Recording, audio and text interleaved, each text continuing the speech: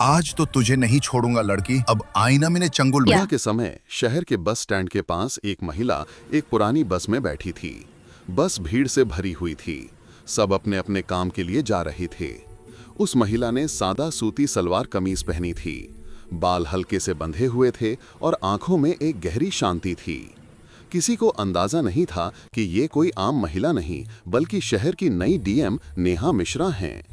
नेहा मिश्रा कुछ दिनों पहले ही जिले में ट्रांसफर होकर आई थी।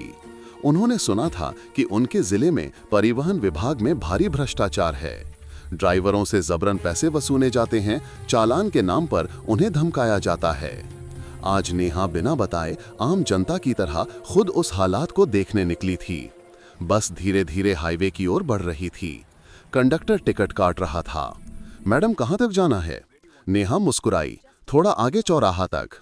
कंडक्टर ने टिकट दिया और कहा, मैडम ध्यान रखिएगा, आगे ट्रैफिक पुलिस खड़ी होती है, जो चाहे तो बस रोककर पैसा ले लेती है। नियम मानो या ना मानो, पैसे तो देने ही पड़ते हैं। नेहा ने मन ही मन सोचा, क्या सच में इतना बुरा हाल है? कुछ देर बाद आगे एक बैरियर नजर आया। सड़क पर कुछ पुलिस वाले खड़े थे। उनमें से एक सब इंस्पेक्टर रवि ठाकुर, जो अपने इलाके में खौफ और रिश्वत दोनों के लिए मशहूर था। बस आते ही उसने लाठी से इशारा किया, ओए बस रोक, क्या फ्री में पेट्रोल जलाते हैं क्या? बस ड्राइवर डरते हुए बोला, साहब मैंने कोई गलती नहीं की। रवि गरजते हुए बोला, मुझे सिखाएगा तू कानून? जल्दी से 1000 रुपए निकाल, वरना बस सीज। बस में बैठे सब लोग खामोश थे। किसी में हिम्मत नहीं की कुछ कहने की। ड्राइवर ने डरते हुए जेब से कुछ पैसे निकाल कर दिए। नेहा ने सब देखा। उसकी आंखों में गुस्सा था, लेकिन चेहरा बिल्कुल शांत। रवि ने हंसते हुए कहा, चलो अब भागो यहां से। बस आगे बढ़ी।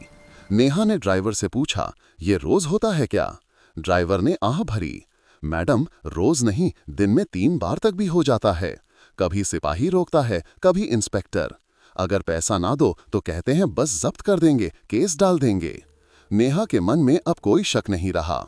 वो जान चुकी थी कि जिले के सिस्टम में षड्यंत्र गहरी है, पर आज वो खुद इसका पर्दाफाश करेंगी।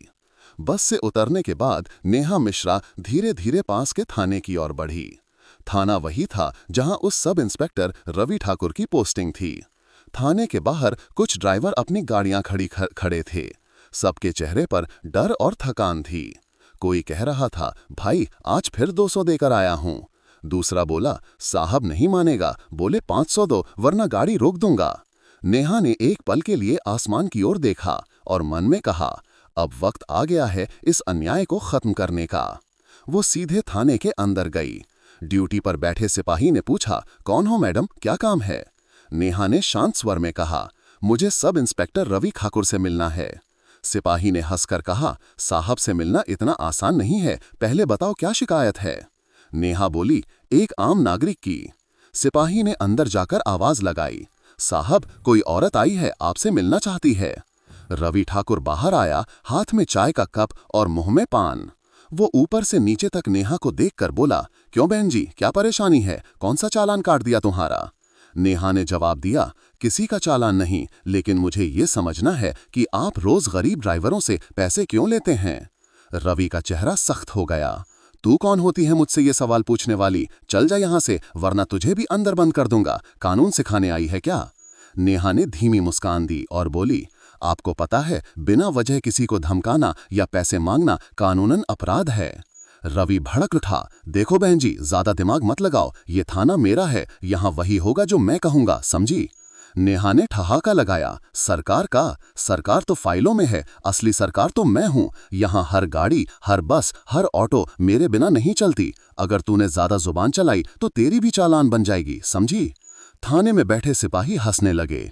रवि ने चाय का कप टेबल पर पटका और बोला, अब जा यहां से, वरना जेल दिखा दूंगा। नेहा ने सिर झुकाया, जैसे डर गई हूं। धीरे से बोली, ठीक है मैं जा रही हूं, लेकिन याद रखना जब अगली बार मैं आऊंगी तब ये कुर्सी तुम्हारी नहीं होगी। रवि ने हंसते हुए कहा, देखो देखो धमकी दे रही है, जा बहुत देखे हैं तेरे जैसे।